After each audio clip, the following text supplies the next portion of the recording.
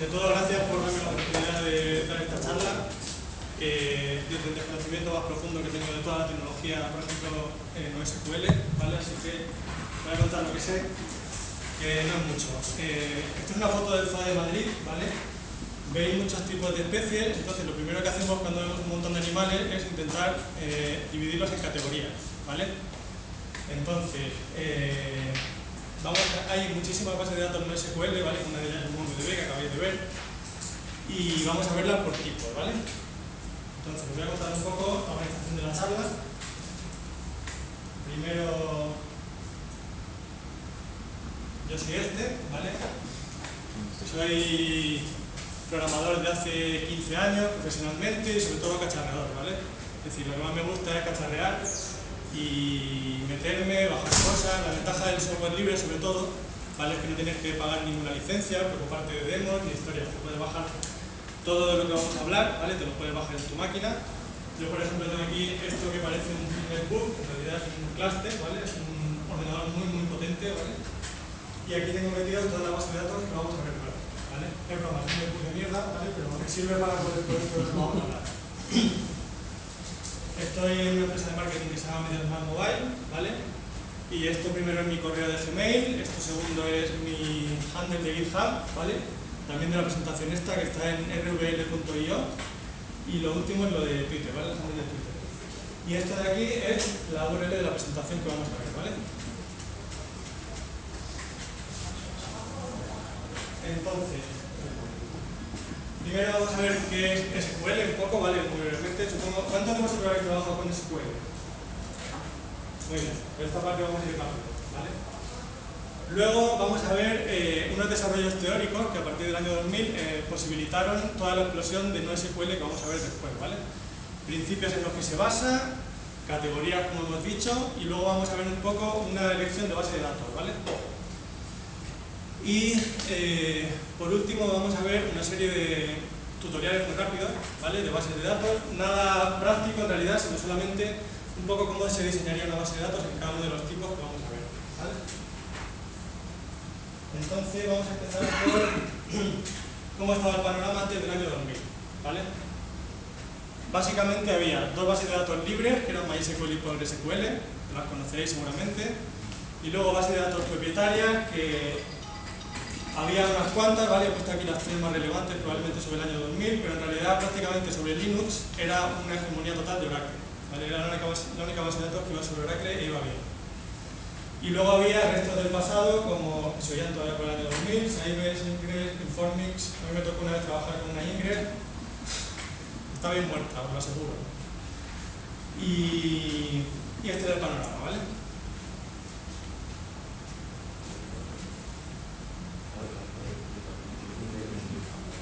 En 2013 el panorama era más parecido a esto, ¿vale? Que parece un mapa del metro. Tenéis aquí un montón de categorías de bases de datos, analíticas, big table, de grafo, de documento, key value, Hadoop, que tiene su propio ecosistema, NewSQL. Este es el área relacional, ¿vale? Como veis, incluso dentro del área relacional, bueno, en realidad había más bases de datos obviamente en el año 2000, ¿vale? Pero el panorama explotó incluso y había muchísimo más software donde elegir, ¿vale?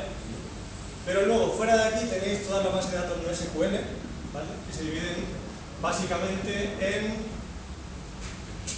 las... Vamos a ver. Por aquí están las de caché, ¿vale? Estas son las de caché.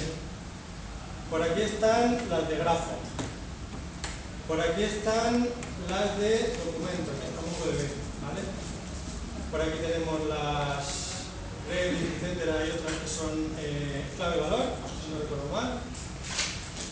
Y por aquí tenemos las tipo morado operacional. No sé, bueno, esto es un lío, ¿vale? Nosotros nos vamos a centrar en cuatro categorías básicas, ¿vale? Que lo vamos a ver ahora.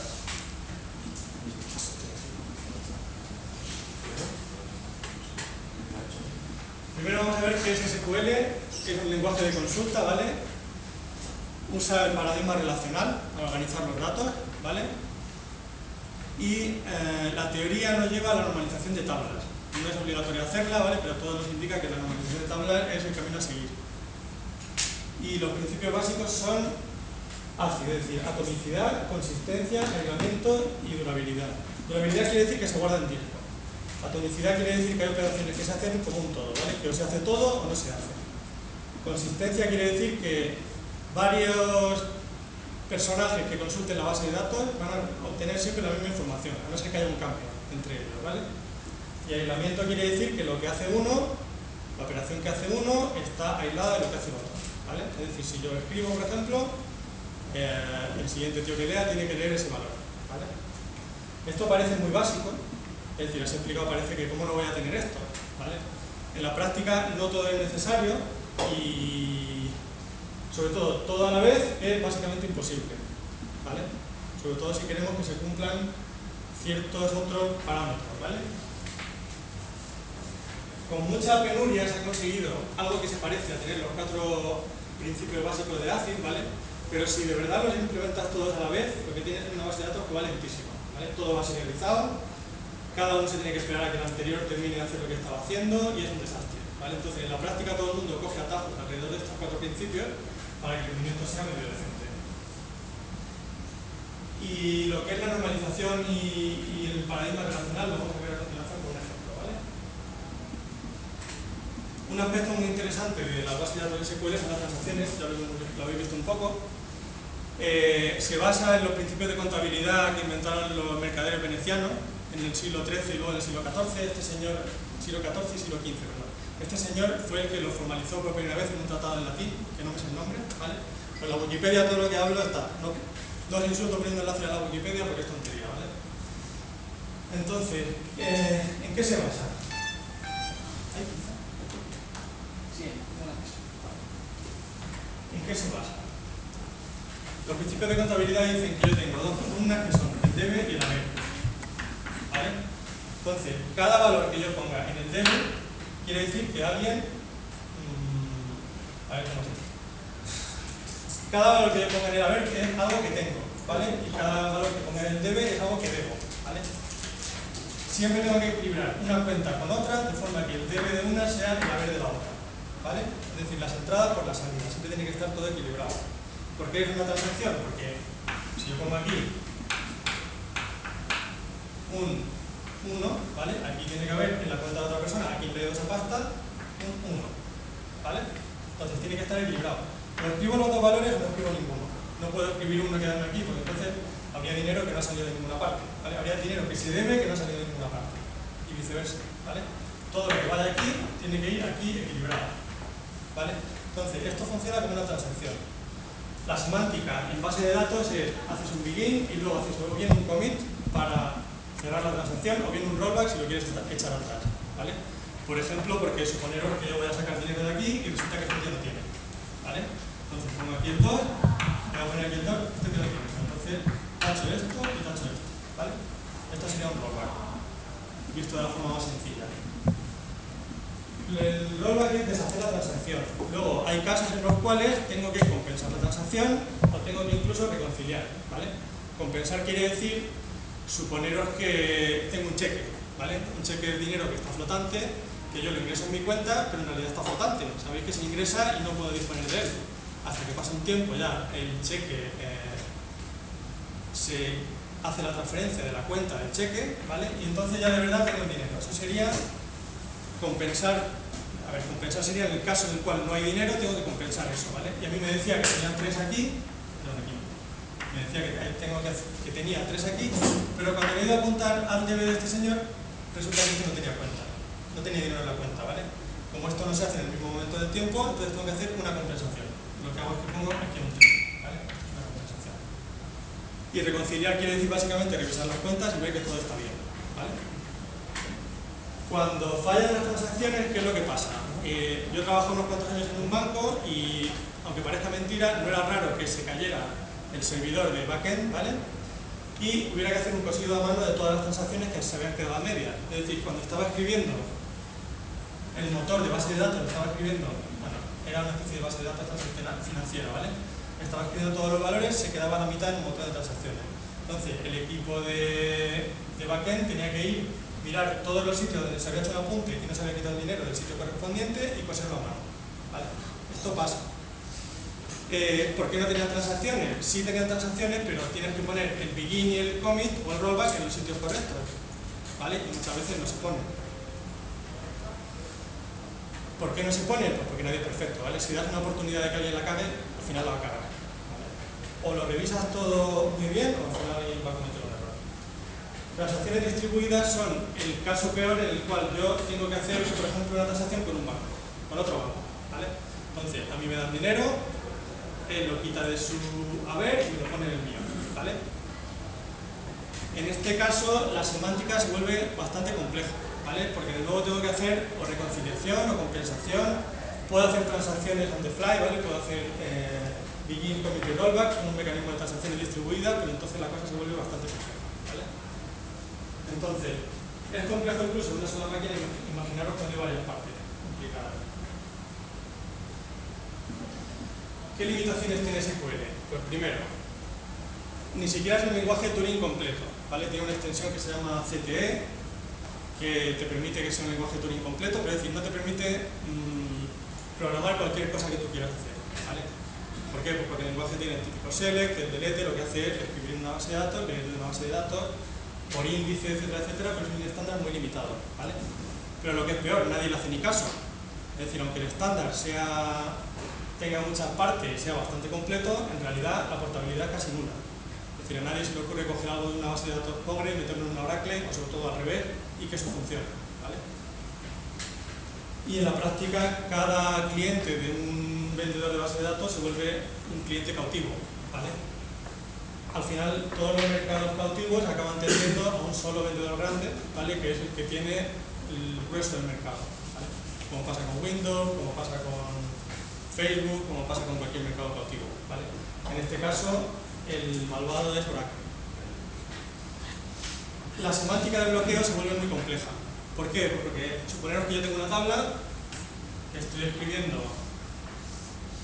Esto no está dentro de SQL, no es una limitación pura de SQL, pero al final, digamos que viene un poco dado por el lenguaje, ¿vale? En mi tabla yo escribo una serie de valores, ¿vale? Ponemos aquí nombre, primer apellido, segundo apellido, ¿vale? Cuando alguien lee todos los nombres de mi tabla, ¿vale? ¿Qué pasa si alguien está escribiendo mientras un valor y solo ha escrito el nombre y no ha escrito el primer apellido y el segundo apellido? ¿Vale? Lee los nombres, pero no están los apellidos. Lee un nombre vacío, ¿esto cómo funciona? En la práctica esto se resuelve con bloqueo, ¿vale? Hay gente que tiene bloqueo de toda la tabla y Oracle en particular fue el pionero de tener bloqueo a nivel de fila, ¿vale? Quiere decir que solamente bloqueo este trocito, de forma que tú lees, te salta mi fila que yo estoy escribiendo y sigues para abajo, ¿vale? La semántica del bloqueo se vuelve muy compleja cuando hago operaciones a varias tablas, ¿vale? Suponemos que tengo una tabla, esto es una tabla de cliente, ¿vale? Aquí tengo el nombre del cliente y aquí tengo el saldo del cliente. Si estoy escribiendo y haciendo una operación que me implica tocar dos tablas más, tengo que bloquear una fila, bloquear una columna, bloquear otra fila de aquí, perdón, escribir, y la cosa se vuelve bastante compleja, ¿vale? En SQL todo es prácticamente una transacción, es decir, hay veces en que puedo decir que no me hagas transacciones con esto, ¿vale? Las lecturas no son transacciones, pero la mayoría de las operaciones de escritura acaban siendo en la práctica transacciones, ¿vale? Esto es un problema de rendimiento porque si tengo un montón de gente escribiendo en la tabla, ¿vale? Y alguien me tiene bloqueado un índice, un campo que es índice porque está leyendo por ese índice, entonces quiere decir que los demás no pueden ni siquiera leer, ¿vale? Esta transacción se vuelve un problema de rendimiento. Y las transacciones distribuidas ya hemos visto que son muy complicadas, ¿vale?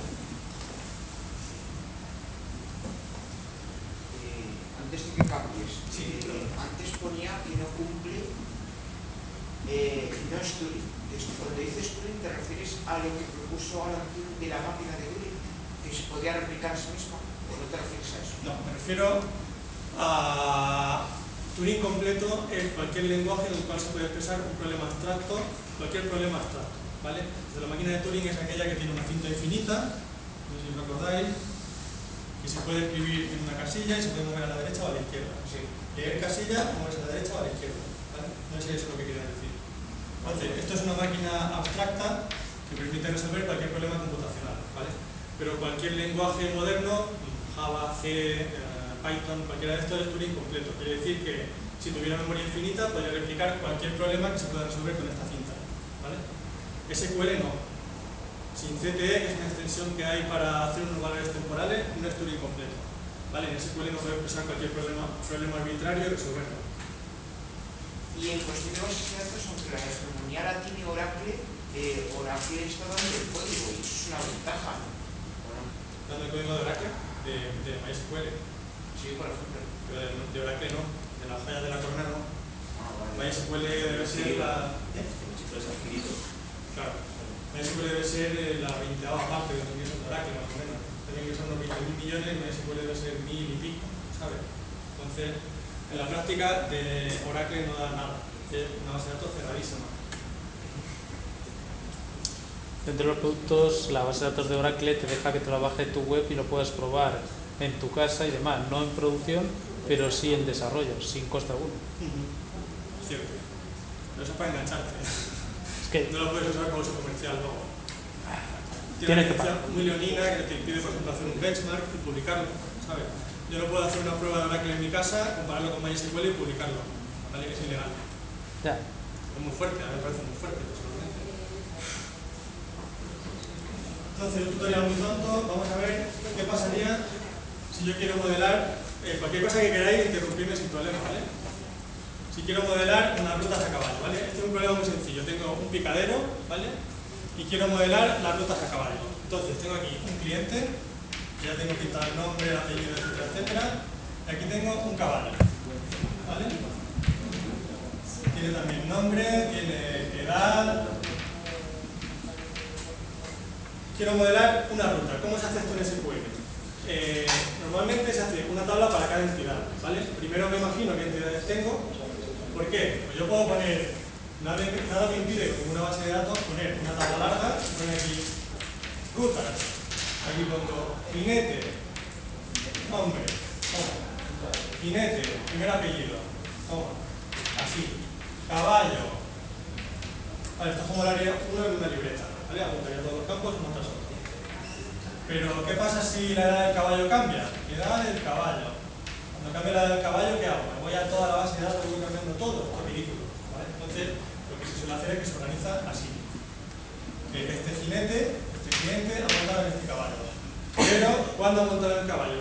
¿Qué pongo aquí? Necesito otra tabla nueva que es una ruta, ¿vale? Entonces, un paseo, mejor dicho. En el paseo tengo una ruta, tengo una duración, una hora de salida, y ahora referencio el cliente y el caballo, ¿vale? ¿Cómo lo referencio? ¿Qué hago aquí? ¿Qué pongo? Pues normalmente le asigno a este tío el número de cliente, ¿vale? El identificador, y aquí pongo el número de cliente, ¿vale? De esta forma lo referencio. Este número tiene que ser único. Para el caballo igual, ¿vale? Entonces estoy poniendo, igual que hemos visto antes con MongoDB, ¿vale? Estoy poniendo un identificador para cliente y para caballo, ¿vale? Y también le voy a poner una puntuación, ¿vale? ¿Por qué? Pues porque termina el paseo y le pregunto qué le ha parecido, de 1 a 10 qué le ha parecido. Le doy un 6, ¿vale? Entonces, ¿para qué me sirve esta base de datos? Normalmente, cuando guardo toda esta información, me sirve para dar respuesta a preguntas que son de mi negocio, de picadero, ¿vale? Es decir, ¿cuáles son las rutas más usuales? Pues busco aquí, busco el identificador de ruta y miro a ver cuál sale más veces, ¿vale? De esta forma tengo las rutas más usuales. ¿Qué jinetes han montado cada caballo? Pues lo mismo, voy aquí y hago select asterisco, from paseo, where cliente igual a tal, ¿vale? Y saco el caballo, son todos los caballos que me han salido. Pero ahora de repente resulta que me sale un negocio de montar a niños y monto 2 niños por caballo, ¿vale? Y aquí en mi tabla no me cabe. ¿Qué hago? Tengo que cambiar todo mi modelo de datos, ¿vale? Ahora aquí poner caballo 1, puntuación, caballo, no, perdón. Voy a meter aquí 2 jinetes, ¿vale? Perdón. Cliente 1, cliente 2. Este va también con su puntuación. Puntuación, ¿vale? Pero ahora me llegan y me resulta que me dicen que a tal persona a mitad de ruta se le ha cansado el caballo y tiene que cambiar de caballo, ¿vale? Porque es una ruta muy larga. Tengo 2 caballos por ruta. Bueno, está aquí caballo 1, añado caballo 2. ¿Vale? ¿Qué haría si tuviera esta tabla tan larga? Metería aquí más cosas, ¿vale? Como tengo aquí el caballo referenciado, solo tengo que añadir un índice nuevo, ¿vale? Luego puedo mirar la puntuación por caballo o por jinete. Bien, entonces, ¿qué retos tengo al diseñar mi base de datos? Primero, consistencia, ¿vale? Consistencia quiere decir que si cambio la edad del caballo, ¿vale? No tenga aquí un registro con una edad del caballo y uno se quede con la edad del caballo antiguo, ¿vale? ¿Cómo consigo eso? Evitando la repetición, ¿vale? Cada dato está en un solo sitio. Si un caballo cambia de nombre, lo cambio aquí y ya al leerlo sí que voy a, como lo leo por identificador, sí que voy a leer el nombre correcto, ¿vale?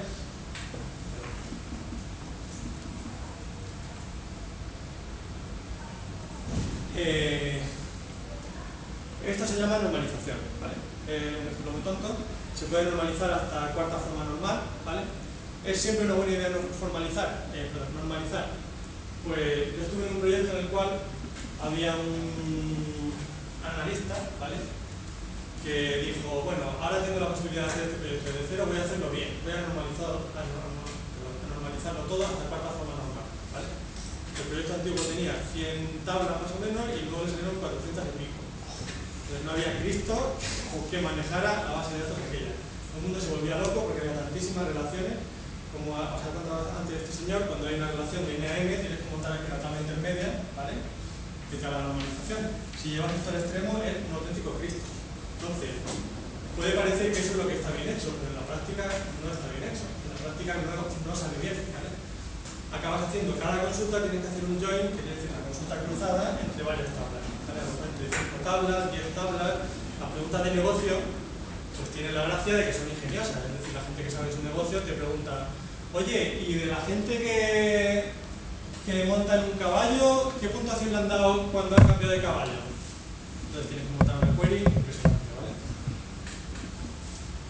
Y por último, las transacciones, ¿vale? Quiere decir que si yo estoy guardando por otro sitio el saldo del cliente, ¿vale? Y mis ingresos como negocio, ¿vale? Pues cuando le quito dinero al cliente, lo tengo que sumar a mí, ¿vale? En este caso las transacciones son muy tontas y solamente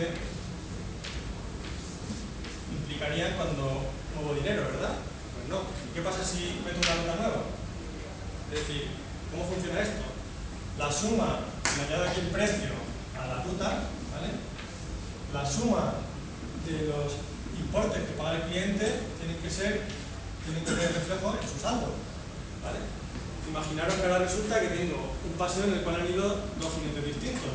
Hay un solo importe, ¿qué se hace? ¿Se reparte a media? Bueno, pues si se reparte a media tengo que quitar la mitad de un sitio y la mitad de otro, ¿vale? En el problema más tonto que veamos, esto se puede empezar a complicar exponencialmente, ¿vale? ¿Por qué os cuento toda esta milonga? Que esto no es mi tema. Pues para que veáis cómo se resuelven los problemas que intentan resolver la base de datos no SQL, ¿vale? ¿Por qué existen y qué problemas intentan resolver?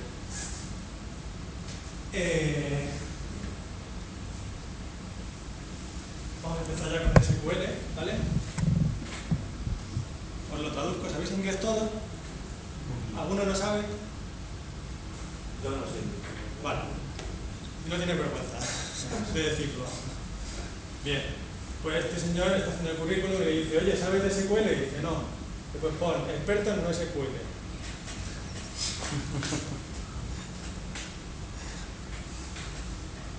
Antes de continuar, realmente no SQL no es no solamente SQL, es la traducción correcta, que aquí toda la gente interpreta y dice, no va con los comandos SQL, sí funciona igual, pero dice, no solamente admite SQL, admite más todavía.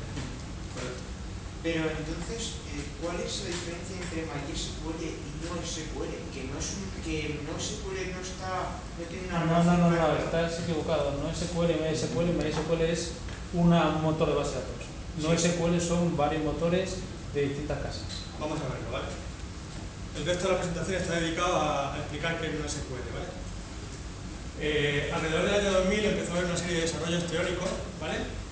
Que fueron los precursores de la base de datos no SQL. ¿vale? El primero es el algoritmo Paxos, luego el teorema CAP. ¿Os suena el teorema CAP? ¿No? Vale. ¿Big Table os suena? Sí. Levantad la mano, por favor. No os suena. Vale. ¿Y el teorema CAP? ¿A quién os suena? Vale. No sois teóricos. ¿Y el Dynamo Paper? ¿Os suena Dynamo? Esto sí os tiene que sonar, ¿verdad? Es la base de datos de NoSQL de Amazon, ¿vale? En 2007 publicó un artículo, ¿vale?, sobre la base de datos Dynamo, que ha sido el origen de un montón de bases de datos. El algoritmo Paxos se desarrolló en realidad todo esto ya, insisto, está en la Wikipedia, ¿vale? No voy a poner enlaces. En 1989, y trata del consenso de varios procesadores cuando hay errores, ¿vale? Un procesador se supone que es una parte aislada, ¿vale?, que tiene una serie de datos. Otro procesador está en otro sitio, tiene otra serie de datos.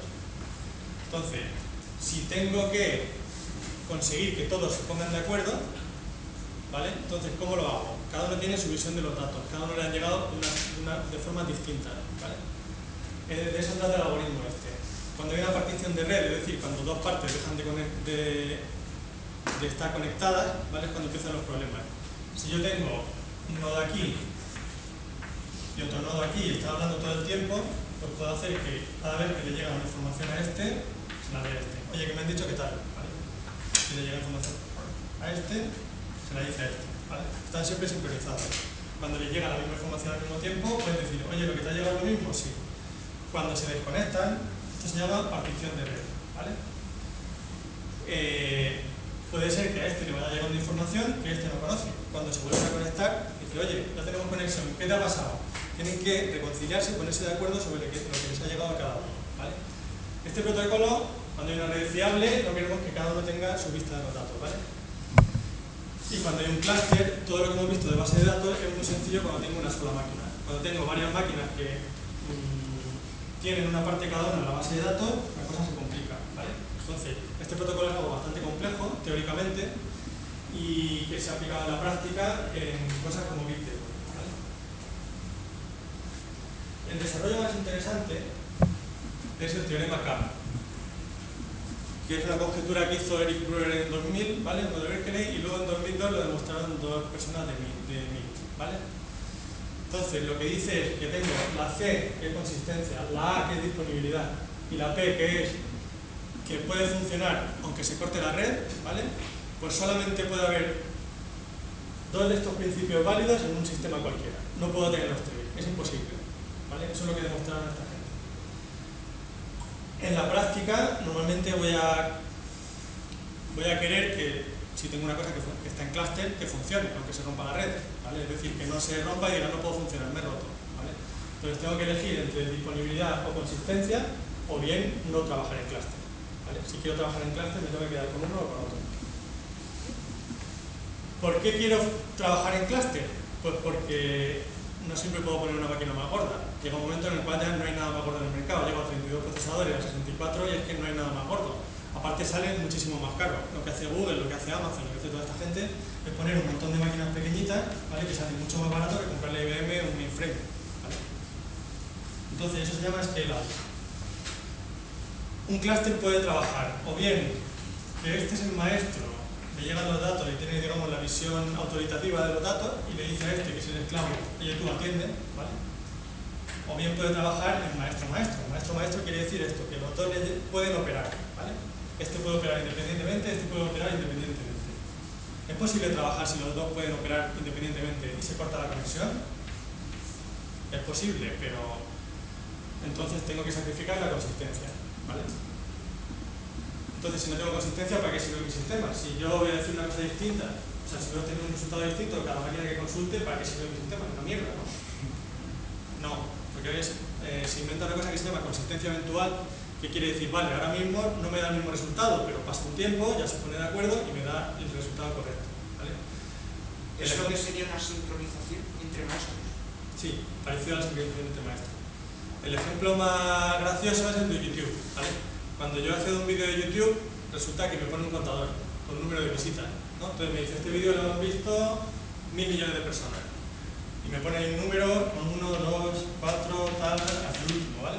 ¿Cómo sabe YouTube este este número. Es decir, en el momento que yo le pregunto, se va a todas las máquinas que tiene YouTube en el mundo y le pregunta y obtiene un resultado solamente para mí, coge y lo agrega y me lo devuelve, o lo va agregando poco a poco, o cómo lo va haciendo. Ese es el tipo de problema, ¿vale? La respuesta de YouTube es un poco sorprendente. ¿Sabéis lo que hace YouTube en realidad? Se lo inventa. En serio. Tiene más o menos la tasa de crecimiento del vídeo, de visitas, ¿vale? Y dice, ahora debe haber una y te pone hasta el último número. Entonces hay gente que se ha dado cuenta, porque esto no está bien hecho del todo, y dice, oye, que estoy inconsistente, que tiene más visitas, tiene más me gustas que visitas, ¿cómo puede ser? ¿Sabes? Pues no siempre funciona bien. No se lo inventan todo el rato, se lo inventan, digamos, aproximadamente, saben más o menos por dónde tiene que andar y te ponen un número aleatorio. Lo que se dieron cuenta, curioso, en Google, ¿vale? Es que la gente se fijaba no tanto en que creciera el número, sino que cambiara de par a impar. Entonces, si os fijáis en el contador, lo metéis, sale par, luego refresca, sale impar, refresca, sale par. La gente se fija en eso, ¿vale? Entonces tiene truco. En la práctica lo que hacen es que agregan cada cierto tiempo, ¿vale? Y entre medias interpolan. Pero que en realidad lo que es inventárselo, ¿vale? Entonces, ¿qué saldría? Lo que sería, ellos calculan y normalmente les saldrá una función exponencial o logarítmica. Hacen interpolación lineal, ¿vale? Si saben que ha pasado de aquí a aquí, y yo le pregunto aquí y dicen, pues andará por aquí más o menos. Sí, Bueno, primero para impar, según que responda. sí. Luego a lo mejor el vídeo hace así, ¿vale? Es el de Gangnam Style, hace así, ¿vale? Entonces interpolarán entre aquí y aquí linealmente, ¿vale? Y luego cada zona tiene su propia tasa. Es decir, ellos tienen servidores en Europa, en Asia, el problema se vuelve un poco complejo, ¿vale? Sin embargo, lo de me gustas, ese sí es real. Eso es porque cada usuario ha tenido que dar... Eso es igual. Si no lo tienes, claro, si no lo tienes en un sitio centralizado, ¿vale? Acuérdate, o consistencia, o disponibilidad, o partición de red, ¿vale? Sí. Partición de red quiere decir que siempre tengan conexión perfecta entre todos los puntos del globo. De todos modos, lo que estás comentando se resolvió con una tecnología que es el famoso Tuxedo. Cuando vosotros llamáis por teléfono a un call center, tienen lo que es una herramienta CRM X. Y cuando tú, por ejemplo, tienes, digamos, lo que más suele llamar la gente para un móvil, cuando tú dices, quiero una alta, quiero una baja, quiero que me cambie el contrato, quiero tal, y el sistema se le cae, lo que es la granja de Citrix, lo que hace directamente Tuxedo es almacenar las peticiones que tú vas efectuando, todas. Y en el momento que tiene otra vez acceso a la base de datos, va procesando todas las que tú has hecho. Si la última has hecho tú, que es baja, al final es baja, pero ha estado dando alta, baja, hasta que llega la última. Entonces, para no parar el sistema, lo que hacen es que lo queda tú entero almacenado, como lo ha comentado. En este caso es Tuxedo, y ya también es Oracle. En un punto central. Sí. Claro, así es fácil, entre comillas. Es decir, Se quedan coladas hasta cierto, es decir, se quedan almacenadas hasta cierto nivel, pero luego va haciendo todas las peticiones tonteras hasta que finaliza. es otra forma de hacerlo. Google podría tener un solo servidor dedicado a cada vídeo y que todo acabara llegando allí, ¿vale? Pero, ¿qué pasa si un vídeo se vuelve muy popular? Eso tiene otra serie de problemas. Pero Scale lo que hace es lo distribuye e interpola, ¿vale? Entonces, esto no se ve un pepino, pero esto es la A, la C y la P. Y en cada sitio te pone un ejemplo de base de datos de este tipo, ¿vale? Y te dicen qué consiste. Es decir, aquí tenemos consistencia, que es que todos los clientes siempre ven lo mismo. Disponibilidad es que todos los clientes siempre pueden leer y escribir. Y partición quiere decir que el sistema puede operar aunque haya particiones, ¿vale? A lo mejor no es el mismo momento, pero puede seguir operando después, ¿vale? En la CA está la base de datos típica, ¿vale? MySQL, Postgres y luego unas que son tipo OLAP, ¿vale? Es decir, para Data Warehousing, Vertica, por ejemplo.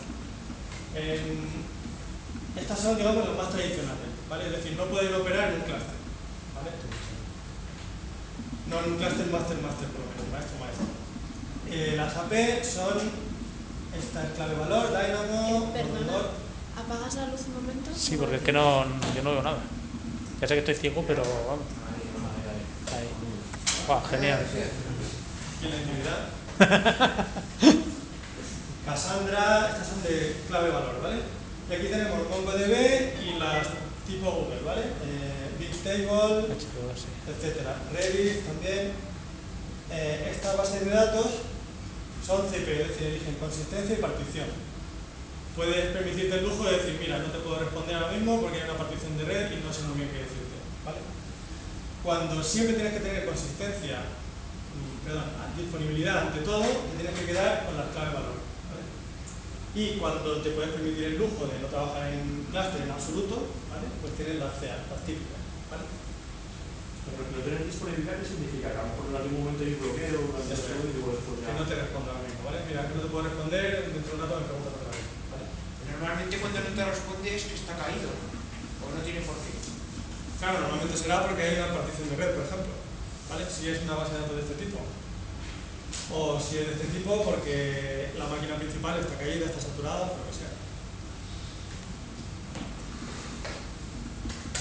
Entonces, esto de CAP lo que hizo fue dar una base teórica al trabajo que estaba haciendo ya gente, ¿vale?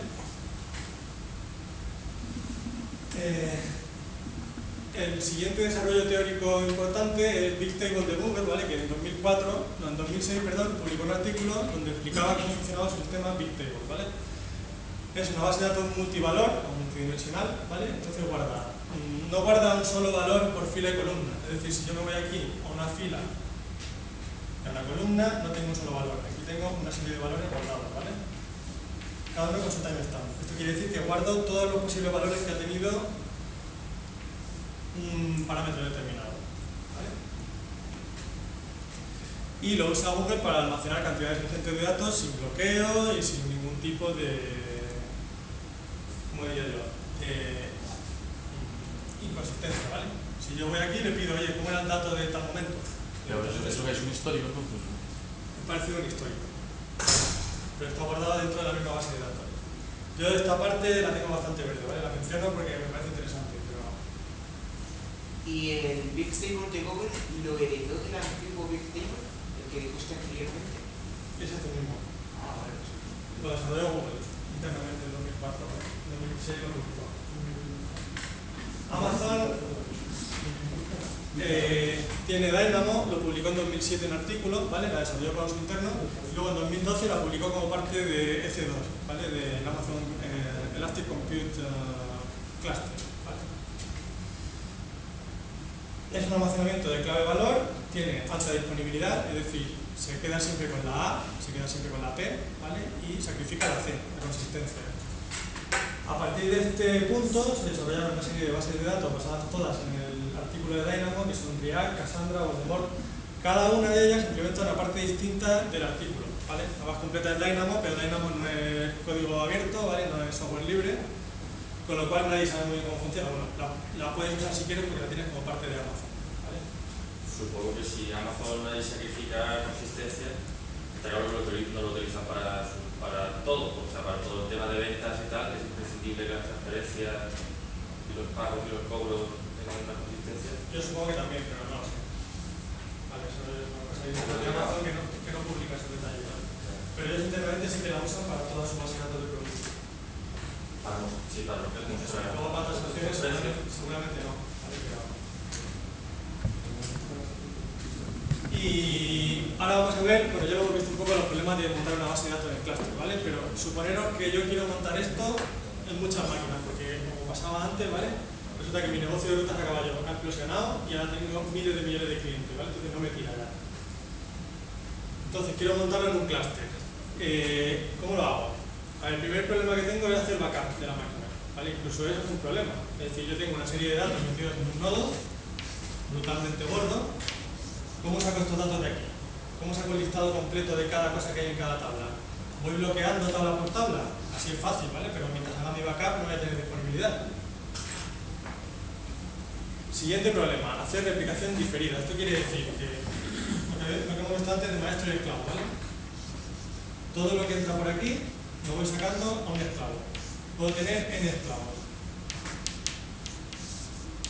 ¿Vale? Tengo uno por aquí, tengo otro por aquí. Esto me permite no solamente tener un backup online, o casi online, ¿vale? Está diferido en realidad, ¿vale? Porque no sería un backup online, sería un backup en diferido. Sino que además me permite, cuando yo quiero leer un valor, no tengo que ir necesariamente aquí, me puedo ir aquí, ¿vale? Quiero saber las compras de ayer, no tengo que ir al máster y sobrecargarlo, puedo ir a cualquiera de los esclavos. Esto me permite repartir hasta cierto punto la carga, ¿vale? Si hago replicación en tiempo real, quiere decir que todo lo que entra aquí lo voy metiendo en una especie de cola y según voy pudiendo, nunca es tiempo real de verdad, ¿vale? Pero según voy pudiendo, lo escribo en todos los esclavos, ¿vale? Entonces, de esta forma puedo permitirme hacer prácticamente todas las consultas, no solamente las del histórico, en los esclavos, ¿vale? Pero ahora suponeros que no me da la carga de escritura ni siquiera, ¿vale? Ya no es que la lectura no dé abasto, sino que ni siquiera la escritura doy abasto. Entonces quiero montar esto en maestro y maestro. Quiero tener 3 maestros, ¿vale? Porque he determinado que con la carga que yo tengo me da abasto con 3 máquinas. ¿Cómo lo hago? Todas las escrituras tienen que ir contra los 3. Esto es una forma de hacerlo, ¿vale? Los clientes, cuando están escribiendo aquí mi navegador y cuando hago una operación, me voy a los 3 y actualizo los 3. Y hasta que no he terminado los 3 no doy la operación por buena. ¿Qué pasa si se me corta la mitad? ¿Qué hago? Es decir, ¿cómo va a saber este que le faltan datos? ¿Cómo puede saberlo este también? ¿Cómo puede saber este que tiene datos de más y tiene que pasar con los demás? Tengo que montar un protocolo para que se vayan actualizando, pero eso ya lo tenía antes para el maestro de esclavo. Entonces, pero ahora además, este tiene que actualizar a este tiene que actualizar a este a este. ¿Qué pasa si tengo 20 servidores? Entonces, estos problemas no son problemas teóricos en absoluto. Esto pasa en el momento en el que uno tiene una base de datos Oracle, por ejemplo, o MySQL, ¿vale? Y se le empieza a caer la web. Y dice, ¿por qué? Porque tengo demasiado volumen. Y lo quiere montar en clúster, ¿vale? Entonces, hay varias soluciones. Una es lo del sharding, por ejemplo, ¿vale? Dividir la carga. Otra es el maestro esclavo, otra es el maestro. Pero todas las bases de datos SQL al final se acaban dando tortas con esto. La edición clúster de Oracle vale, no sé lo que vale, cientos de miles de euros al año. ¿Vale? Entonces, en el momento que llegas a ese bloqueo, ¿cómo te lo montas? Luego hay otro problema, que es que de repente tengo que hacer una transacción que implica varias máquinas de clúster, ¿vale? Puedo montar una configuración en la cual suponeros que tengo una parte de mi sistema aquí y otra parte de mi sistema aquí, ¿vale? Transacción optimista quiere decir que yo lo que hago es que cuando estoy escribiendo mi transacción, escribo primero aquí, ¿vale? Primero aquí, y supongo que va a ir bien. Y si va mal porque este me falla, porque se me ha llenado el disco duro, entonces me voy aquí, suponer que hago esto y esto, ¿vale? Si este me falla, entonces vuelvo aquí y le digo, oye, que me he equivocado. ¿Vale? Esta es la transacción optimista, considero que va a ir bien por defecto. La transacción pesimista consiste en que hago aquí un paso intermedio, aquí otro paso intermedio, y luego cierro y cierro transacción, ¿vale? Esta forma de montar una base de datos es la forma tradicional de hacerlo, ¿vale? Como se vería con una base de datos de SQL. Vamos a pasar a explicar los principios de NoSQL, ¿vale? Os leo esto, que no sé si lo leí. Este señor pregunta, así que ¿cómo hago una query a la base de datos? Y este dice, no es una base de datos, es un almacenamiento de clave-valor. Dice, vale, no es una base de datos, ¿y cómo hago una query? Dice, escribes una función distribuida MapReduce en Erlang. Y este dice, ¿me acabas de decir que me vaya a tomar por saco? Dice, creo que sí, Bob.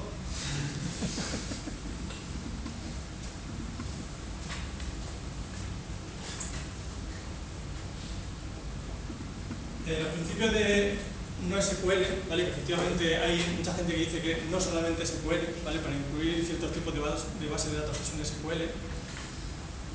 Por hacer una gracia con ACID, se llaman base, ¿vale? Que es desde ACID o base, ¿vale? Que son básicamente disponible, estado, no sé cómo diría esto, ligero y consistente eventualmente. Vamos a verlo un poco más en detalle todo esto, pero yo creo que el principio de verdad de una base de datos no SQL es la de normalización, ¿vale? Yo creo que la piedra más básica de una base de datos no SQL es abandonar todo este modelo de tablas, de almacenar los datos una sola vez, de poner relaciones, claves foráneas, etcétera, etcétera, y pasar a otro modelo completamente distinto, ¿vale? Esa es mi visión.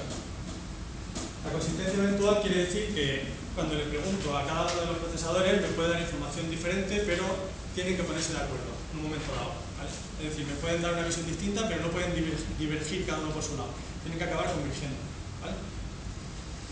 La localidad de datos quiere decir que voy a guardar juntos los datos que voy a consultar juntos.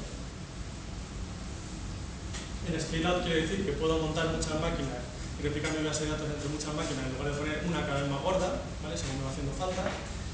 Y la distribución geográfica quiere decir que además estas máquinas las puedo separar, pues un clúster en Europa, otro en Asia, y según me va haciendo falta, ¿vale? No necesito tener siempre conexiones de todas las máquinas, puede haber distintas latencias entre ellas. Vamos a verlo un poco más en detalle. La normalización se conoce desde hace mucho tiempo. Por ejemplo, si yo quiero... de hecho, por ejemplo, este valor que tengo aquí, el saldo de cada cliente, en realidad está desnormalizado, ¿vale? Normalmente yo voy a tener una tabla con los ingresos que hace el cliente y aquí voy a tener una tabla con los gastos que hace el cliente, ¿vale? Este dato es redundante. Me sale de coger todos los ingresos, sumarlos y restarle los gastos que ha hecho el cliente, ¿vale? Este es un dato normalizado que guardo aquí por conveniencia, para cada vez que me preguntan, pues no hacer el típico chiringuito que dice ¿cuánto me queda? A ver cuánto has ingresado, a ver lo que has gastado, pues te queda tal, ¿vale? Entonces te normalizo y guardo aquí parte de la información. Pero puede ser que yo no quiera hacer un join con 5 tablas distintas cada vez que quiero información sobre esto, sobre un paseo, ¿vale? Suponeros que normalizo el extremo y resulta que quiero llevarme las puntuaciones a otra base, a otra tabla, ¿vale? Si normalizara de verdad a tope, tendría que coger y decir, mira, las puntuaciones no van aquí. Aquí pongo una puntuación, ¿vale? Un ID de puntuación, un cliente que lo ha hecho, una ruta, porque aquí ya tengo el cliente, no lo voy a repetir, ¿vale? Y aquí pongo la puntuación y la fecha en la que lo he hecho, ¿vale? Aquí lo que guardo es una referencia. Entonces, puede ser que no quiera hacer esto y que quiera guardar directamente aquí la puntuación porque en realidad me importa 3 pepinos en el momento en el que se ha hecho y si el tío vuelve a hacer una puntuación distinta, sobreescribo, ¿vale? Esto de hecho estoy desnormalizando. Entonces esto se conoce desde bastante antiguo. Lo que se hace aquí es llevarlo al extremo, aceptarlo no como algo que se hace por conveniencia, sino como una cosa que puede estar bien en ciertas situaciones, ¿vale? Que puede ser lo mejor, y llevarlo al extremo. Cada dato lo quiero guardar en su sitio, es decir, en el sitio donde me hace falta. La puntuación la quiero guardar aquí con los paseos, no quiero guardar en una tabla aparte, porque me representa un acceso a disco inútil, ¿vale? Se repiten los datos las veces que haga falta, y ¿cómo hago luego si resulta que hay una incoherencia entre los datos? Pues entonces lo que hago es compensación. Me voy aquí, miro el saldo del tío, y si protesta, voy aquí, miro los ingresos del tío, resto sus gastos, ¿vale? Y hago una compensación. Eso es lo que se ha hecho en los bancos de toda la vida, cuando la gente iba a protestar, se iba y se revisaba todo, pues hacer lo mismo, ¿vale? Y sobre todo, aceptar que los datos no tienen por qué ser coherentes. Por ejemplo, suponeros que yo tengo mi página de Facebook, ¿vale? Yo estoy escribiendo ahí, algo ahí, ¿vale? Entonces, cuando entra mi amigo, yo hago un comentario. Cuando entra mi amigo, 5 minutos después, todavía no ha visto mi comentario. El mundo no se va a caer, ¿vale? No tiene que ser todo perfectamente coherente, ya se actualizará cuando se pueda. Entonces, a lo mejor él no ve mi comentario, pero dentro de un rato lo va a ver cuando acceda, ¿vale? Entonces, es importante, eso sí, la consistencia controlada. Por ejemplo, lo que os he dicho de YouTube, ¿vale? Que no de valores absurdos. Por ejemplo, que si yo escribo un comentario en la noticia de un amigo, que yo sí vea mi comentario, ¿vale? Eso es consistencia controlada. A lo mejor mi amigo no lo ve todavía, pero yo tengo que verlo, porque si no me va a parecer muy raro, me va a parecer como que no se ha escrito mi comentario, ¿vale? Este tipo de cosas es consistencia controlada. Y sobre todo, saber cuándo voy a actualizar cada dato y hacerlo conscientemente. No dejar que el sistema lo haga por dentro todo mágicamente, ¿vale? Sino muchas veces me va a interesar más explícitamente ser yo el que vaya copiando los datos de un sitio a otro. Pues esto es parte de la desnormalización, ¿vale? Lo siguiente sería la consistencia eventual, también se conoce desde hace mucho, ¿vale? Muchas bases de datos no tienen vistas coherentes. Esto toca dentro de los principios de ACID, ¿vale? La consistencia y también el aislamiento entre transacciones, ¿vale? En PostgreSQL, por ejemplo, yo puedo controlar el nivel de aislamiento entre distintas transacciones. Tengo un parámetro ahí que lo cambio, entonces porque si fuera siempre aislamiento 100% y consistencia 100%, la base de datos le iría a pedales, ¿vale? Entonces, para mejorar el rendimiento, lo sacrifico un poco. Este principio se conoce desde hace mucho. Cuando leo un valor, inmediatamente me tiene que dar el mismo valor, ¿vale? O sea, cuando yo lo leo, pero la escritura en el muro de mi amigo puede estar en diferido, ¿vale? No tiene todo que hacerse online, necesariamente. Diferido es que no está sincronizado. Diferido quiere decir que no lo hago en ese mismo momento, que a lo mejor lo meto en la cola de trabajo, ¿vale? Y hay otra máquina distinta que es la que va actualizando los muros de mis amigos. Sí, que no es en directo, vamos. Eso es. Y luego, pues, reconciliar datos, como hemos visto, ¿vale? De nuevo la reconciliación de los datos. Y localidad de datos, ¿por qué localidad de datos? ¿Por qué guardo juntos los datos que se consultan juntos? Pues os lo voy a explicar. Cuando yo hago una consulta a una base de datos, puede tenerlo en memoria o puede tenerlo en disco, ¿vale? Normalmente ninguna base de datos tiene todo en memoria, siempre lo tiene en disco. Entonces, cada vez que consulto un dato, hago una consulta a disco. Pero cuando consulto n tablas, ¿vale? Cada consulta a una de estas tablas me va a obligar a que dentro de la cabeza del disco, dentro del disco internamente, la cabeza se vaya a un punto determinado, lea un sector entero, porque esto se lee por sectores enteros, ¿vale? Y me gaste aproximadamente 1 milisegundo, siendo muy optimista, ¿vale? Entonces, si hago una query que hace un join entre 10 tablas, ya tengo 10 milisegundos. Pero es que si hago una query que me mira un montón de datos distintos de una tacada, ¿vale? A lo mejor resulta que tengo que gastar 10 milisegundos por cada una de las cosas. Imaginaos un muro de Facebook, ¿vale? Estoy consultando un montón de datos que vienen de distintas fuentes, ¿vale? Cada uno viene, digamos, de un punto distinto del disco duro, ¿vale? Entonces tengo que mirar primero mi lista de amigos, luego mirar las actualizaciones de mis amigos, sacarlas por fecha, quedarse con un rango determinado y pintarlas todas juntas una detrás de la otra, ¿vale? Imaginaros que me salen 20 noticias y cada una de ellas son 20 milisegundos, son 10 milisegundos. Resulta que estoy gastando 200 milisegundos solamente para obtener los datos, ¿vale? Antes de hacer nada con ellos. Entonces, el peor de los casos es el full scan, ¿vale? Que es el demonio, que quiere decir que tengo que mirar toda la tabla de arriba abajo, ¿vale? Si quiero sacar, ¿qué te digo yo?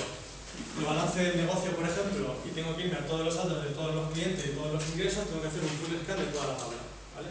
Entonces, eso es normalmente impracticable, porque son horas. Según el tamaño de la base de datos, pueden ser muchos minutos o horas, ¿vale?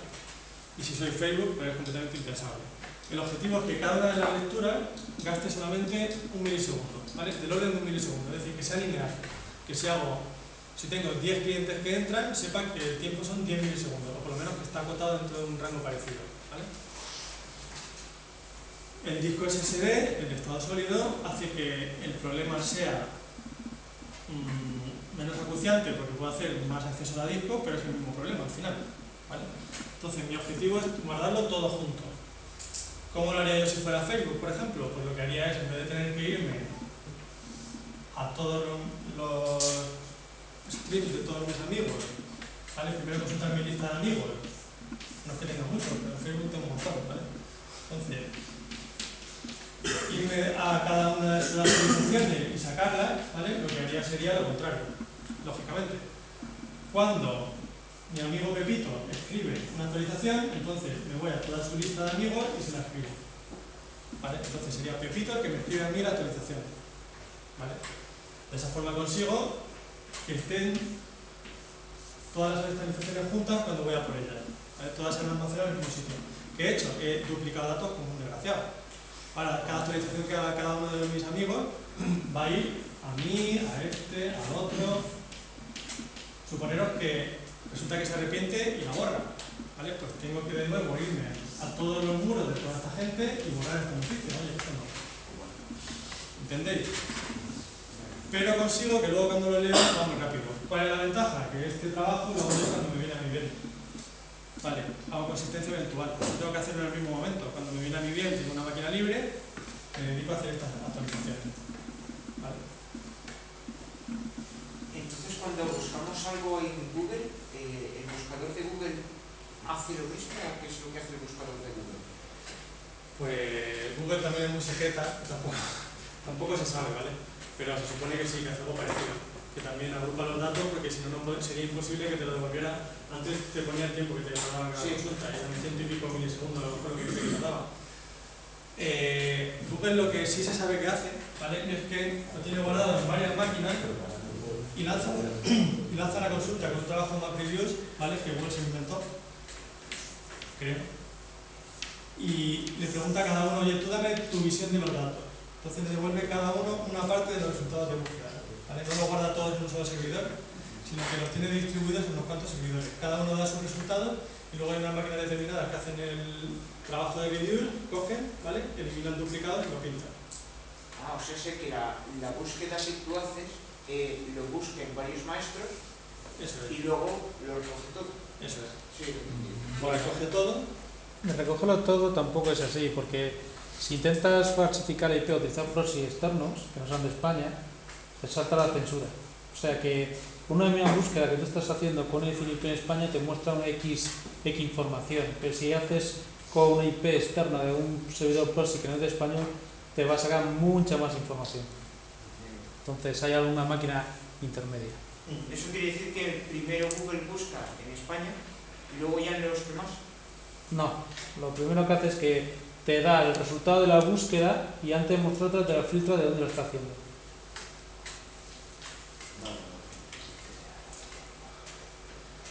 Siguiente principio, el scale out, ¿vale?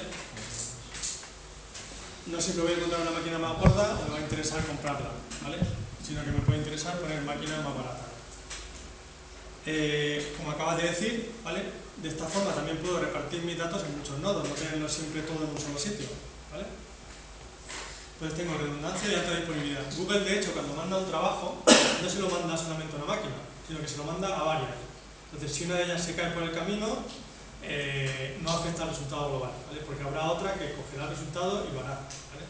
Es decir, de esta forma puedes tener también redundancia, porque los nodos son baratos, puedo mandar el trabajo a muchos sitios, puedo permitirme el lujo de duplicar trabajo.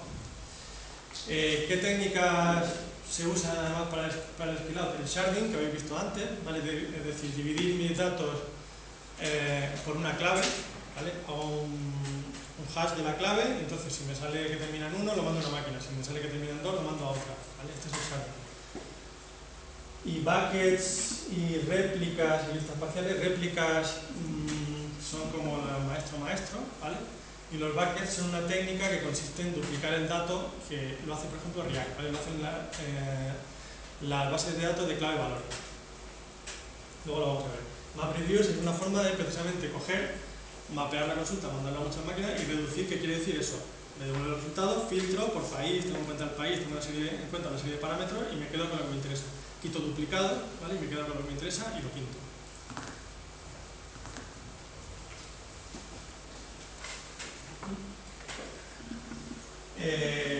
Luego, si eres Google o eres Facebook o simplemente en Media Smart, necesitamos tener máquinas en varios CFD, ¿vale? Con motivos de negocio. Es decir, hoy día no es nada raro tener que tener máquinas en Estados Unidos y máquinas en Europa, por ejemplo, ¿vale? Incluso para empresas pequeñas. Te tienes que mover a escala global y con Amazon, por ejemplo, es facilísimo, ¿vale? Tú te vas directamente a un data center de Asia y dices, mira, quédame aquí 5 instancias. Entonces, estás viviendo en las nubes. La nube no es nada misterioso, que de repente mis datos aparecen en un sitio como quieren hacer que Apple o alguno, ¿vale? La nube es simplemente que tengo máquinas virtuales que pueden viajar de un data center a otro, de un rack a otro, de un data center, y cuando yo alquilo un servidor en la nube, lo que hago es que me dan una máquina virtual y yo me meto ahí y trasteo, ¿vale? No tiene nada misterioso. Pero es que me permite... la nube sería como el correo electrónico, pero a lo grande.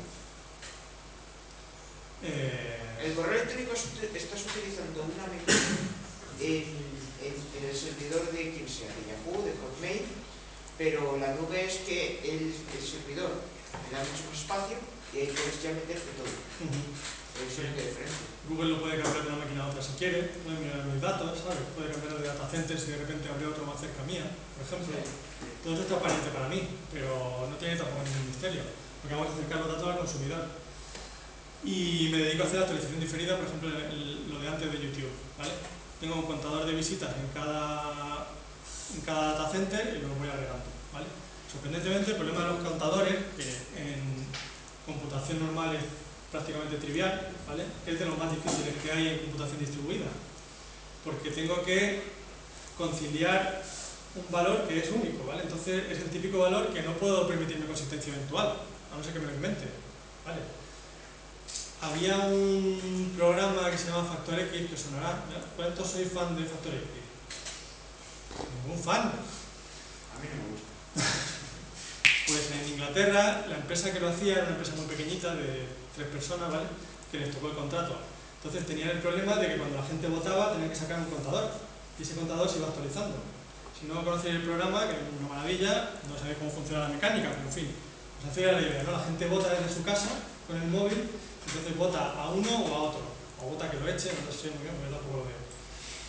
Pero cuando tú pintas un valor ahí y dices que Pepito lleva 4.000 votos, resulta que el Consejo Regulador de la Televisión, que regula que no digan mentiras y que no tenga publicidad engañosa, decía, oye, que estás pintando un valor que no es real. Entonces ellos tuvieron que poner aproximadamente tal, ¿no? O cerca de tal, ¿vale? ¿Por qué? Porque se lo inventaban también, porque es imposible agregar todos los datos en tiempo real, ¿vale? Que vienen de un montón de... Esta gente me parece que creaba entre 50 y 100 máquinas. Las creaba para las 2 horas que duraba el programa y luego lo agregaban todo y lo echaban abajo, ¿vale? Entonces, estaban llegando cientos de miles de peticiones. Me parece que el tope que tenían nos dijo que era 30.000 por segundo o algo así, ¿vale? Es imposible agregar todo eso en tiempo real. Entonces, ¿qué hacían? Lo iban agregando con contadores parciales y lo iban sumando entre las máquinas, ¿vale? Con muchas capas. Me parece que tenían 3 capas de contadores y al final llegaba un valor real. Todo ese proceso tardaba bastante, entonces entre medias tenían que pintar un contador que se iba actualizando, ¿vale? Eso queda muy bonito en televisión. Entonces, lo que hacían era de nuevo interpolarlo, ¿vale? Es decir, inventárselo. Y ponían alrededor de no sé cuánto y ya el Consejo Regulador estaba contento, ¿vale? Entonces, este problema de los contadores es sorprendentemente complejo en la vida real. Ahora vamos a ver ya los tipos de bases de datos, ¿vale? Este individuo de aquí dice, dejad de seguirme ya, friki. Este diagrama lo que pinta es que el más sencillo es el almacenamiento de clave-valor, ¿vale? Es el que vamos a ver primero.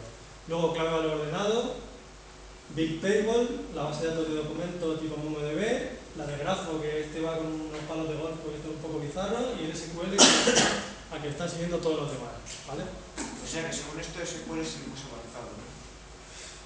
Yo creo que de hecho la de documento es la que más se parece a SQL, ¿vale? Y la más original es la de clave-valor, ¿vale? La que tiene más gracia, la que hay que acostumbrarse, la que cuesta, lo que puede costar más acostumbrarse. Y una base de datos en OpenOffice ¿qué usa? Eso será seguramente SQL. No lo sé qué almacenamiento interno tiene, pero Access, la de Office es Access. Ya lo sé. Y la otra será, no sé cuál es. Por eso te digo que si OpenOffice utiliza MySQL, Access, ¿cuál usa? No te puedo decir. Mucha gente usa una base de datos como BerkeleyDB, ¿vale? Que son solamente de un solo usuario. El problema de una base de datos de un solo usuario es muy sencillo, ¿vale? Tengo un fichero, entonces en este fichero guardo lo que yo quiero y es todo para mí. No puedo bloquear el fichero y nadie me lo toca. Vale, no tengo acceso a concurrentes, no tengo nada. Son bases de datos de escritorio. No, lo que os quiero preguntar es eso, que si está más avanzada la de LibreOffice que la de Office. A ver, no es que esté avanzada, puedes avanzar todo, lo que tienes que ver es la consistencia que tenga. Aquí estamos viendo bases de datos que no son monousuario, ni tampoco escritorios, sino bases de datos que son multiusuarios. Sí, lo sé. Entonces es completamente distinto y lo que tú me estás comentando es una base de datos de andar por casa. Ya, pero es que esas mismas bases de datos se han utilizado hasta hace poco y se siguen usando en pymes. Sí, porque no saben que el mundo es mucho más grande. Ya. Y porque tienen un solo usuario también. No, pero... O porque solo sabe uno manejar esa base de datos. Ha habido empresas que han tenido un problema de seguridad tremendo porque es que lo han metido en Access. Una locura. Lo que tienes que ver también una cosa es que la base de datos ha cambiado bastante. Todo el mundo habla aquí de la base de datos que hemos estado viendo, pero hay otra base de datos que es de cadena muy pequeña, información muy pequeña pero muy rápida, como HP Eloquence, que antes era de HP hasta que lo vendió porque no tenía muchos resultados y ahora solamente se ha quedado como Eloquence. Y es una base de datos mucho más sencilla de la que estáis viendo aquí. Lo que pasa es que permite lo que es transferencia de muchos usuarios, de mucha otra información, pero muy pequeña. Entonces, si comparas el cambio de la base de datos que están viendo aquí, ya no estamos tirando a pymes. Aquí esto es ya para usuarios más avanzados, esos son servidores. Que se han dedicado o no, no lo sé. Y aquí lo que estamos viendo ahora mismo es nube. Yo, una de las ventajas de ser viejo es que puedes contar muchas batallitas. ¿Sabéis cómo actualizaba Zara su base de datos de inventario, de ingresos y de todo eso en 2007? Era un sistema de la hostia que consistía en que cada tienda tenía un disquete, ¿vale? Sacaban el disquete, lo mandaban por un mensajero a La Coruña Ahí lo agregamos. Pero Es decir, no necesitas siempre una solución de alta tecnología. Si te tira una solución de baja tecnología, tira con ella. en 2007 con disquete. En 2007 con disquete. Eso me contaron. Entonces, cuando necesitas la tecnología, ahora es una multinacional, hacía muchos años, entonces seguramente no le vayan con el disquete, hasta que después con el disquete, bien, cuando ya es de Malasia no puedes mandar el disquete por mensajero, pero necesitas una cosa distribuida más chula. Y cuando ya tienes una tienda online que está 24/7 y tiene miles de clientes accediendo cada segundo, ¿vale? Ya necesitas otro tipo de solución. Ya no te vale tampoco con una base de datos Oracle, ¿vale? El disquete de 244 megas, ahora de los largos. Alta densidad, Es muy curioso y es que todavía para grandes empresas sale más barato, se le llama transporte FedEx. Sí. Sale más barato mover cuando ya el volumen de datos llega a tal cantidad, es más rápido y barato mandarlo por FedEx. Mandar un disco duro que no mandar un disco duro. Como decían, no nunca subestimes el ancho de banda de una furgoneta cargada de cintas. Entonces, las más clásicas son las de almacén de documentos como MongoDB, ¿vale? Esto ya pasa muy por encima porque ya las habéis visto toda la tarde. Pero el principio básico es ese: en un documento guardo junto todo lo que voy a consultar junto, ¿vale? No tengo que ir luego a 7 sitios a buscar la información. Que necesito tener la información para cada cliente de las rutas que he hecho, lo meto en un mismo saco que está el cliente, ¿vale? Hago un documento tocho, aquí meto los datos del cliente y las rutas del cliente las meto al cliente también, ¿vale? Todo lo que voy a consultar cuando el cliente llega a su página principal lo guardo aquí, ¿vale? Todo lo que me quepa y todo lo que sea práctico guardar junto, ¿vale? Monto estructuras muy complejas, jerárquicas, ¿vale? Y el esquema libre, que lo voy a contar adelante, pero esto es muy importante. Es decir, no tengo como una base de datos MySQL que todo tiene que seguir este patrón, ¿vale? Y cuando llego a este punto, cada caballo tiene que tener su edad.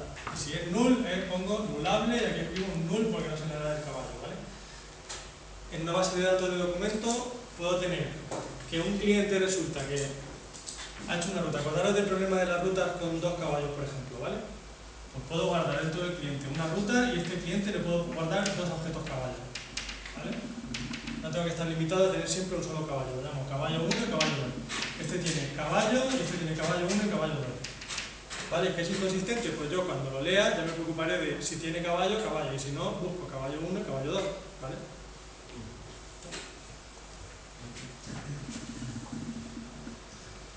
Y tienen índices secundarios, que es un poco lo que la diferencia de las bases de datos de clave-valor, ¿vale? Es decir, que yo guardo en algún sitio, por ejemplo, todos los jinetes que han hecho una ruta con un determinado caballo, ¿vale? Lo puedo guardar como un índice secundario de esta tabla, ¿vale? De forma que no tengo que buscar siempre por identificador de cliente, sino que puedo buscar por otro tipo de identificadores, ¿vale? Todos los que se llamen Pepito. ¿Qué pasa? Que esto se parece mucho a las claves secundarias y a los joins, ¿vale? Entonces, estas bases de datos son muy parecidas al usarlas que las bases de datos tradicionales. Tienen unos problemas de... ¿Habéis trabajado uno con Lotus Notes? Levantad la mano. Lo conozco, pero nunca... Sabéis que el típico problema de que guardo un documento y me dice documento duplicado, no sé qué. Son los problemas típicos que tiene la base de datos de documentos, ¿vale? Lotus Notes, de hecho, es una base de datos orientada a documentos, como MongoDB o como cualquiera de las de abajo, ¿vale? Couchbase 2.0 ha metido, por ejemplo, unas features que dicen que son orientadas a documentos porque ha metido índices secundarios, ¿vale? Y CouchDB, estas de Apache. Estas 3 de abajo son libres. Entonces, estas bases de datos son bastante tradicionales, ¿vale? Las clave-valor son las que yo veo más herejes, personalmente, ¿vale? Porque te dicen directamente, mira, no puedes tener índices secundarios, no puedes tener estructuras complejas, ¿vale? Como puedes tenerlas, pero a mí me importa 3 pepinos, yo voy a guardar una clave y un valor. ¿Qué es una clave? Una clave es un string, ¿vale? Que tiene un churro de caracteres. Yo me puedo montar dentro de la clave lo que me parezca. Y un valor es un block binario, ¿vale? No tengo índices secundarios, no tengo nada, solamente sé que aquí guardo un churro. No me voy a meter dentro a hacer historia, ¿vale? Cuando tú me pides la clave, te devuelvo el valor. Si me pides una clave que no existe, no te devuelvo nada, ¿vale? Esto es la idea básica de la base de datos de clave-valor. Las de clave-valor son bases de datos pre-relacionales, ¿no? ¿Me equivoco?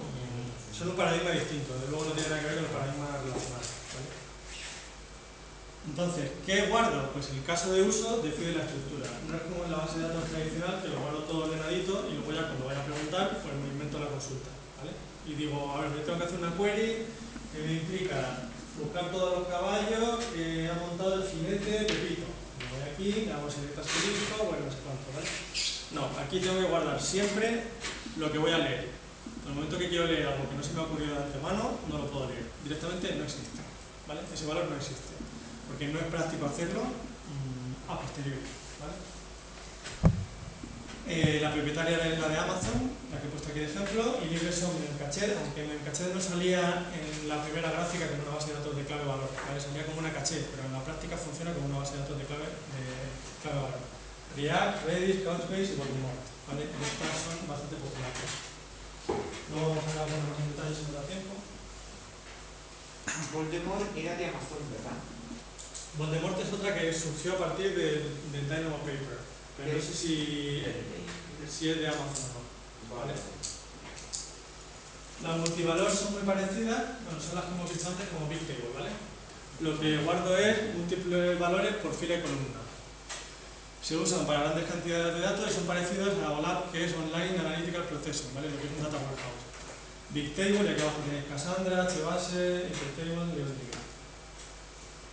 Cassandra hasta cierto punto se puede parecer mucho a la forma de acceder a una base de datos de clave-valor, ¿vale? Lo que pasa es que puedo tener varios valores dentro de la misma columna, ¿vale? Pero el diseño de la base de datos normalmente es muy parecido. Y las orientadas a grafos son de las más extrañas, ¿vale?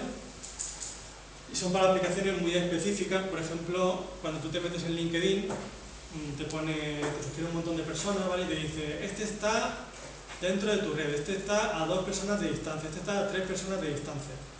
Entonces, si imagináis todo el universo de personas que pueden meter dentro de LinkedIn, ¿vale? ¿Cómo sabe este tío que tengo un amigo en común con este? ¿Se han buscado todos mis amigos y se lo han recorrido todo lo de esta persona y ha sacado la intersección? Pues sí. ¿Y cómo sabe a tercer nivel? Eso ya empieza a ser un poco más complicado. Tiene que buscar todos mis amigos, dentro de cada uno de ellos tiene que buscar todos sus amigos y ver que dentro de todos sus amigos de esa gente, a su vez sale el tío que me está sugiriendo.